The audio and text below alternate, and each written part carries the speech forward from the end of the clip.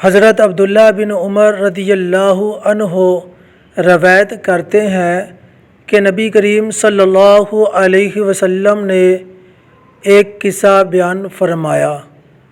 آپ نے فرمایا کہ پرانے زمانے میں 3 آدمی کہیں چلے جا رہے تھے کہ اچانک بارش شروع ہو گئی اور بارش نے ان کو آ لیا۔ تینوں نے ایک پہاڑ کی غار میں پناہ لے لی۔ ان کے غار میں پناہ لینے کے فوراً بعد اچانک اوپر سے ایک چٹان غار کے سامنے آ گری اور انہیں غار کے اندر بالکل بند کر دیا۔ وہ لوگ بہت پریشان ہوئے۔ اب ان میں سے ایک نے کہا کہ تم لوگ اب اپنے ایسے کاموں کو یاد کرو جنہیں تم نے خالص اللہ تعالیٰ کے لیے کیا ہو، اور اسی کام کا واسطہ دے کر اللہ تعالیٰ سے دعا کرو۔ ممکن ہے اس طرح اللہ تعالیٰ ہماری اس مصیبت کو ٹال دے۔ چنانچہ انہوں نے فیصلہ کیا کہ وہ اپنے اپنے ایسے کام کا واسطہ دے کر خدا سے مانگیں گے جو انہوں نے اللہ تعالیٰ کی خوشنودی کے لیے کیے تھے۔ پہلے شخص نے دعا شروع کی، اے اللہ، میرے والدین بہت بوڑھے تھے اور میرے چھوٹے چھوٹے بچے بھی تھے۔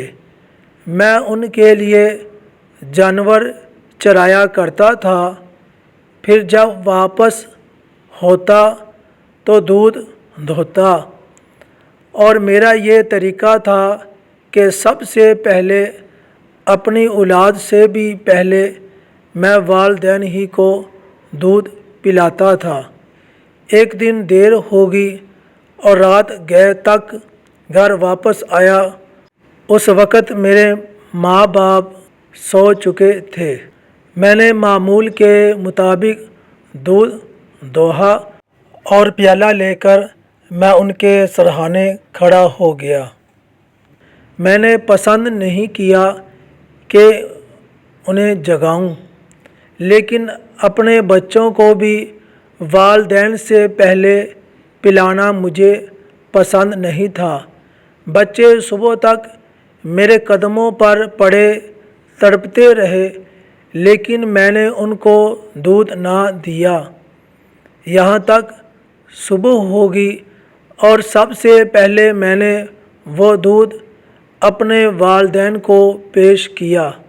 پس اگر تیرے نزدیک بھی میرا یہ عمل صرف تیری رضا کے لیے تھا تو غار سے اس چٹان کو ہٹا کر ہمارے لیے اتنا راستہ بنا دے تاکہ آسمان نظر آ سکے۔ چنانچہ اللہ تعالیٰ نے اس کی دعا سن لی اور وہ چٹان اپنی جگہ سے ہلکی سی سرک گئی اور انہیں آسمان نظر آنے لگا، لیکن وہ ابھی تک اتنا راستہ نہ تھا کہ وہ اس میں سے باہر آ سکتے۔ اس کے بعد دوسرے شخص نے کہا، اے اللہ، میری ایک چاچا زاد بہن تھی۔ مرد عورتوں سے جس طرح کی انتہائی محبت کر سکتے ہیں، مجھے اس سے اتنی ہی محبت تھی۔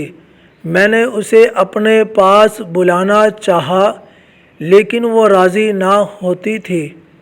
آخر 100 دینار دینے کی صورت راضی ہوئی۔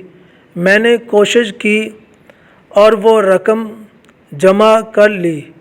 پھر جب میں اس کے دونوں پاؤں کے درمیان بیٹھ گیا تو اس نے مجھ سے کہا، اے اللہ کے بندے، اللہ سے ڈر اور اس کی مہر کو حق کے بغیر نہ توڑو۔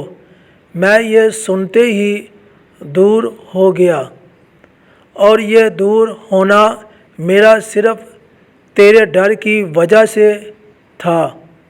اگر میرا یہ عمل تیرے علم میں بھی تیری رضا ہی کے لیے تھا تو اس غار سے پتھر کو ہٹا دے۔ پس اس کے بعد وہ پتھر کچھ اور سرک گیا اور غار کا منہ کچھ اور کھلا، لیکن ابھی بھی اتنا راستہ نہ تھا کہ اس میں سے باہر آیا جا سکے۔ اب تیسرا شخص بولا کہ اے اللہ، میں نے ایک مزدور 3 فرق چاول کی مزدوری پر مقرر کیا تھا۔ جب اس نے اپنا کام پورا کر لیا تو مجھ سے کہا کہ اب میری مزدوری مجھے دے دے۔ میں نے پیش کر دی، لیکن اس وقت وہ انکار کر بیٹھا۔ پھر میں برابر اس کی اجرت سے کاشت کرتا رہا، اور اس کے نتیجے میں بڑھنے سے بیل اور چرواہے میرے پاس جمع ہو گئے۔ اب وہ شخص آیا اور کہنے لگا کہ اللہ سے ڈر۔ میں نے کہا کہ بیل اور اس کے چرواہے کے پاس جا، اسے لے لے۔ اس نے کہا اللہ سے ڈر اور مجھ سے مذاق نہ کر۔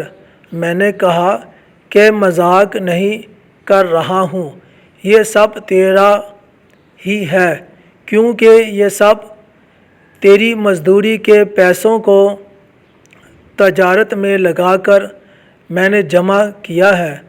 اب اسے لے جاؤ۔ پس اس نے ان سب پر قبضہ کر لیا۔ یا الہی، اگر تیرے علم میں بھی میں نے یہ کام تیری خوشنودی ہی کے لیے کیا تھا تو اس غار کو کھول دے۔ اس پر پتھر غار کے منہ سے ہٹ گیا، اور اب وہ غار پورا کھل چکا تھا۔ ان تینوں نے اللہ تعالیٰ کا شکر ادا کیا اور اس غار سے باہر آ گئے۔